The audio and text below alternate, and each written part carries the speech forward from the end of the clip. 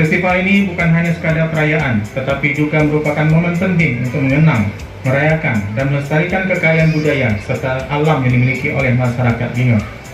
Sebagai penjabat Bupati Aceh Tengah, saya merasa bangga dan terhormat dapat berada di tengah-tengah Bapak Ibu sekalian dalam acara yang sangat bermakna ini. Festival Lingga tahun 2024 secara resmi kami nyatakan dibuka. Akhir kata, saya mengucapkan terima kasih kepada semua pihak yang telah berkontribusi dalam penyelenggaraan festival ini.